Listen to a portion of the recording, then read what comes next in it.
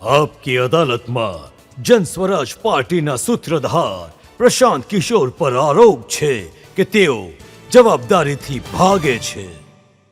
પ્રશાંતજી, આ યાત્રા તમે શરૂ કરી, પાર્ટી તમે બનાવશો, રણનીતિ તમે બનાવશો, લોકોને ચૂંટણી તમે જીતવાડશો, પરંતુ પોતાની ઉપર જવાબદારી નહીં લો. મુખ્યમંત્રી નહીં બનો, પાર્ટીના અધ્યક્ષ નહીં બનો. મુખ્ય કામ શું છે? પાર્ટી બનાવવી તો બાય પ્રોડક્ટ છે.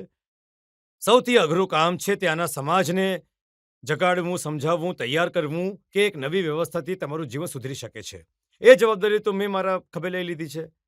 પાર્ટી બનવા પહેલા અને પાર્ટી બન્યા પછી પણ ગામડે ગામડે લોકોમાં જાતિ, ધર્મ, મુર્ગા ભાગથી ઉપર ઉઠીને વોટ કરવાની જે સમજાવવાની જે જવાબદારી છે, પ્રશાંત કિશોરની જવાબદારી છે.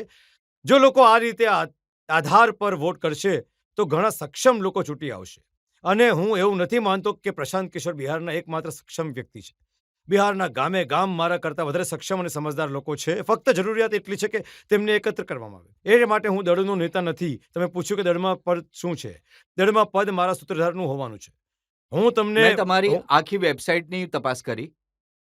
કોણ છે પ્રશાંત કિશોર? પાર્ટીમાં શું છે? શું પોઝિશન છે?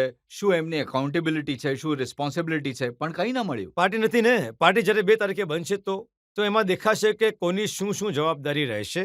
હું મારી જવાબદારી તમને પહેલેથી બતાવી રહ્યો છું કે હું એવું નહીં હોય કે હું 2 તારીખ પછી અલગ થઈ જઈશ. 2 તારીખ પછી પણ આ અભિયાનના મુખ્ય સૂત્રધારની જવાબદારી આ માની લો કે ચૂંટણી જીત્યા, સરકાર બની, અને જો એ સરકારને તમે નહીં ચલાવો તો જનતા કોની પાસે જશે? નહીં, જુઓ, આને લઈને અમે પહેલા 2-3 વર્ષ પગપાળા કર્યા. તો મારું પહેલું લક્ષ્ય હતું કે બિહારના સમાજને સમજાવીને એક દળમાં બનાવવામાં આવે. જે દળ કોઈ વ્યક્તિ, કોઈ જાતિ પરિવારનો ન હોય, બિહારના લોકોનો હોય. એમાં સફળતા મળી છે. પહેલીવાર આ દેશના ઇતિહાસમાં હું ગ્રાઉન્ડ રિપોર્ટ કરી રહ્યો છું. 1 કરોડ લોકો સાથે મળીને દળ બનાવી રહ્યા છે. આવું આજ સુધી બન્યું નથી. એટલે કે ભાજપા જેવા મોટા છાતી ઠોકવાવાળા સંગઠન કે દળ કે દાવો કરતાવાળા લોકો બિહારમાં ભાજપાના ઓફિશિયલ 67 લાખ મેમ્બર હોવાનો દાવો કરે છે. હજી અમે દળ બનાવ્યા નથી. દળ બન્યા પછી તમે ભીડને એકત્ર કરો એ અલગ વાત છે. 1 કરોડ લોકો મળીને દળ બનાવી રહ્યા છે. તો આ પહેલું લક્ષ્ય છે. જ્યારે એકવાર લક્ષ્ય ક્લિયર થઈ ગયું તો હવે માર્ચનો અમારો ઘોષિત પ્રોગ્રામ છે કે માર્ચમાં અમે લોકો આખા બિહારમાં આગળના 10 વર્ષના વિકાસના જે અમારું વિઝન છે, અમારો જે પ્રોગ્રામ છે એને પબ્લિકલી જાહેર કરીએ. અને ફક્ત બિહારના વિકાસના એજન્ડાને નહીં જાહેર કરીશું. હું તમને ફરી બતાવી રહ્યો છું ઓન ધ રેકોર્ડ. બિહારમાં 8,500 પંચાયત છે. દરેક પંચાયતની જુદી જુદી આ યોજનાઓ બનાવીને માર્ચમાં આ જાહેર કરીશું કે આ પંચાયતમાં શું કરવાથી બાળકોના ભણતરની વ્યવસ્થા થશે.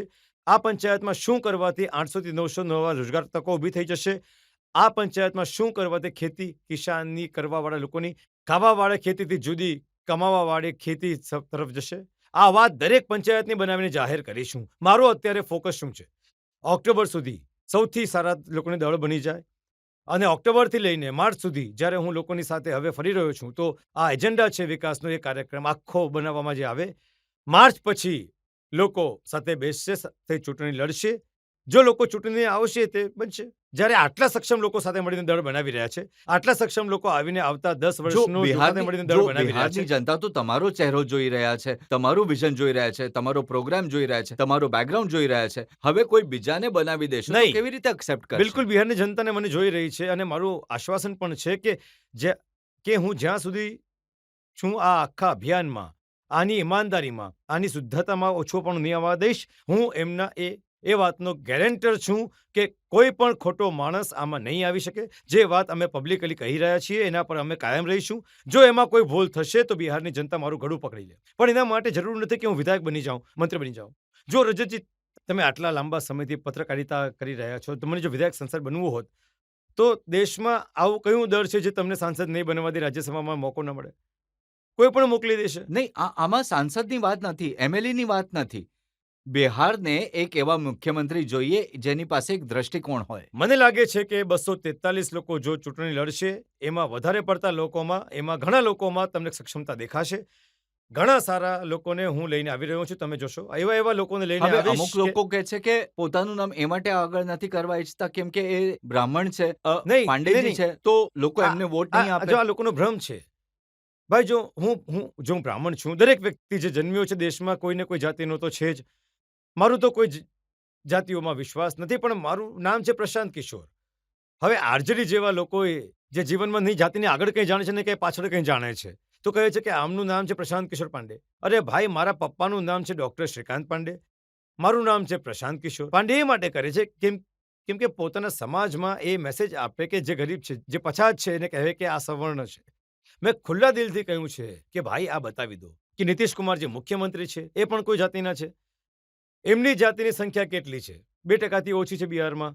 એ 18-19 વર્ષથી મુખ્યમંત્રી છે. તો બ્રાહ્મણોની સંખ્યા તો 30-40 3-4% છે ત્યાં બિહારમાં. ભાઈ, જે સમાજથી લાલુજી આવે છે એમની સંખ્યા કેટલી છે? 15-16%. 15-16%થી તો તમે બિહારને નહીં જીતી શકો ને. તો તમે કોઈ પણ જાતિના હો, તમને મોટું સામાજિક રાજનીતિક ગઠબંધન તો કરવું જ પડશે. ફક્ત તમે પોતાની જાતિના આધાર પર તો તમે જીતી નહીં શકો. તો આ એક ભ્રમ ફેલાવવું કે ભાઈ આપણી જાતિને છોડીને, આપણા પરિવારને છોડીને કોઈ નહીં આવી શકે બિહારમાં. આવું જ કરીને તો આ લોકો રાજ કરી રહ્યા છે અને હું એને પડકાર આપી રહ્યો છું. હું ડરતો છું નહીં. જો તમે મુખ્યમંત્રી નહીં બનો, પાર્ટીના અધ્યક્ષ નહીં બનો, સંયોજક નહીં બનો, તો એક દિવસ થેલો ઉપાડીને ચાલ્યા જશો. હવે થઈ ગયું કામ. નહીં, થેલો થેલો ઉચકીને જતા રહેવાનો ઠેકો તો દેશના પ્રધાનમંત્રીએ લઈ રાખ્યો છે. હું તો એમના ડોમેનમાં નહીં ઘૂસી શકું. હું બિહારમાં આગળના 10 વર્ષ મારા જીવનના પૂરા સંપૂર્ણ રીતે સમર્પિત છું. જ્યાં સુધી બિહારના દેશના 10 અગ્રણી રાજ્યોમાં સમાવેશ ન થઈ જાય ત્યાં સુધી તમે મને બિહારની બહાર કોઈ પણ જવાબદારીમાં નહીં જોશો. હું બિહારમાં જ છું, બિહારમાં જ મરવાનું, કપવાનું છું. 10 વર્ષ હું મારું જીવન 10 વર્ષની ફ્રેમમાં જીવું છું. 10 વર્ષ હું સંયુક્ત રાષ્ટ્ર સાથે હતો, ત્યાં સારો એવો હતો, બધું છોડી દીધું. પછી હું 10 વર્ષ, જેને તમે રણનીતિકાર અને એ બધું કહી રહ્યા હતા, પ્રબંધક, પછી ત્યાં જ્યાં ટોપ પર હતો ત્યારે પછી છોડ્યું. હવે છોડીને મારા જીવનના 10 વર્ષ, હવે બીજા 2 વર્ષ છે. 8 વર્ષ હજી મને કરવા દો. હું તમને બિહારમાં આ કરીને બતાવીશ. હવે જુઓ, જે વિરોધી લોકો છે એ શું કહી રહ્યા છે. લલનસિંહે કહ્યું કે આ વ્યાપારી માણસ છે, પોતાનો માલ વેચવા માટે માર્કેટિંગ કરે છે. ઠીક વાત છે. વેપારી છું, કોઈ ચોર તો નથી ને. વેપારી હું ચોર હું તો નથી ને ભાઈ. પોતાનો માલ વેચવા ઈચ્છે છે. માલ શું વેચી રહ્યા છે? મારો માલ શું છે? મારો માલ છે કે બિહારના છોકરાઓ અભણ ન રહે. આ માલ વેચવા ઈચ્છું છું. ઠીક છે, વેચવા માંગુ છું. બિહારના બાળકો બહાર મજૂરી કરવા નહીં જાય. આ માલ વેચવા ઈચ્છું છું. અને વેચવા માટે ગામે ગામ જઈ રહ્યા છે. જેમ લોકો માથા પર પોટલી મૂકીને પોતાનો સામાન વેચે છે, તેમ હું આ વિચારને લઈને ગામે ગામ, ઘરે ઘરે વેચી રહ્યો છું કે તમારું બાળક ભણે, તમારું બાળક મજૂરી ન કરવા જાય. આ વિચારને વેચી રહ્યો છું. કોઈ વાંધો નથી. અને એક આરજેડીના નેતા છે રામવૃક્ષ, એમણે કહ્યું કે આમનું કામ નાચવાવાળા જેવું છે. જ્યાં પૈસા મળશે ત્યાં નાચવા જતા રહેશે. તો હવે જુઓ એમની વાત. કોણે મને પૈસા આપ્યા? બિહારની જનતાએ, બિહારના લોકોએ, જે 30 વર્ષ બહારને ચલાવ્યું. એનું પરિણામ એ છે કે બિહારમાં 2/3 લોકો દિવસના 100 રૂપિયા નથી કમાતા. એ બિચારા પોતાનું પેટ નથી ભરી શકતા અને મને પૈસા આપી દેશે બિહારમાં નાચવા માટે. જો તમે લોકોએ બિહારને એ હાલતમાં રાખ્યું હોત, બનાવ્યું હોત, જ્યાં કંઈ પૈસા આપી શકતા હોત, તો પણ વાત સમજમાં આવી શકે. બિહારને તો લૂંટીને તમે ભૂખ્યું નાગું બનાવી દીધું છે. કોણ પૈસા આપશે બિહારમાં મને નાચવા માટે કે ગાવા માટે? હું તો મારા પૈસા લગાડીને મારું હાર્મોનિયમ લઈને પોતે જ વગાડું છું. જનતામાંથી એક સવાલ. જેવી રીતે બિહારમાં લાલુ પ્રસાદજીને કિંગ મેકર કહેવામાં આવે છે, તો સર તમે આ ટાઇટલ લેવા ઈચ્છશો? અને જો તમે લેશો તો તમારું વિઝન શું હશે આગળનું? લાલુજી કિંગ મેકર ક્યાં રહ્યા છે? એ તો પોતે કિંગ રહ્યા છે હંમેશા. લાલુજી કિંગ મેકર નથી. એ કંઈ પણ નથી આપતા બીજાને. તમે એમના વિધાયકોને જઈને પૂછજો, જેને મંત્રી બનાવે છે, તો એમાં પણ એક જ મંત્રાલય આપે છે જેમાં કંઈ ન હોય. બધું પોતાની જ પાસે રાખી લે છે. આ લોકો, એમની તાકાત નથી, એમનું કંઈ કેરેક્ટર નથી કે કોઈને કંઈ આપી શકે. જે છે બધું પરિવાર માટે છે. તમે કહો છો કે બિહારમાં તમારી પાર્ટી બધી જ સીટો પર ચૂંટણી લડશે, આને માટે તમે ફંડની વ્યવસ્થા ક્યાંથી કરશો? અમે લોકો ડિસેન્ટ્રલાઇઝ ક્રાઉડ ફંડિંગની સૌથી મોટી વ્યવસ્થા દેશમાં ઊભી કરી રહ્યા છે.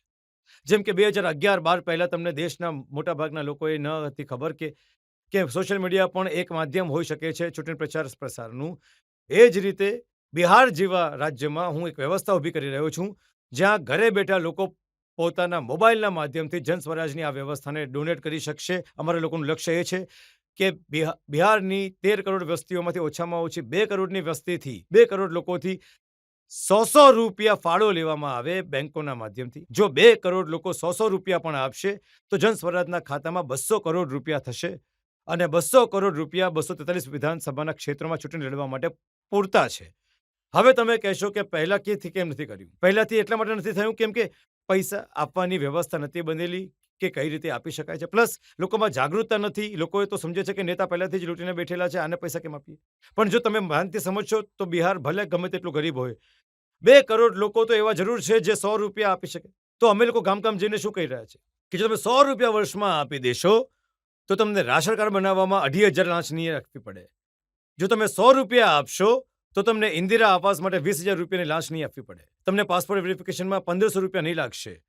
અમે એકદમ ટેન્જિબલ વાત, શિક્ષણ સુધરશે, આ સુધરશે એવું નથી કહી રહ્યા. જે તમારા ખિસ્સાથી પૈસા લાગી રહ્યા છે, દાખલા લેવામાં, રસીદ કાપવામાં 20,000 રૂપિયા લાગી રહ્યા છે, તો તમે 100 રૂપિયા આપો. તમારી સાથે તમારા નેતા એવા વ્યક્તિ હશે જે તમારી પાસે પૈસા નહીં લે. તો તમારું અસેસમેન્ટ શું છે? અને હું ઈચ્છીશ કે તમારો ઘણો મોટો મંચ છે કે દેશની જનતા જુએ, આવીને તમે મારી ગરદન પણ પકડો જ્યારે દળ બની જાય. આ પૈસા બેંકોના માધ્યમથી જન સ્વરાજ પાસે આવ્યા કે નહીં આવ્યા? બિલકુલ લોકો આપવા માટે તૈયાર બેઠા છે. મને રોજ સેંકડો લોકો અહીં કહી રહ્યા છે કે ભાઈ ક્યારે શરૂ કરશો? અમે લોકો એકદમ આપવા માટે તૈયાર છે. 100 રૂપિયા કેમ નહીં આપીશું ભાઈ? વર્ષમાં 100 રૂપિયા આપવાના છે. 2 કરોડ માણસોએ આપવાના છે. 200 કરોડ રૂપિયા જમા થઈ જશે, લડી લઈશું. મેં તમને શું કહ્યું? અમે સરસ્વતીના ઉપાસક છે. બુદ્ધિ છે તો લક્ષ્મી આવી જશે.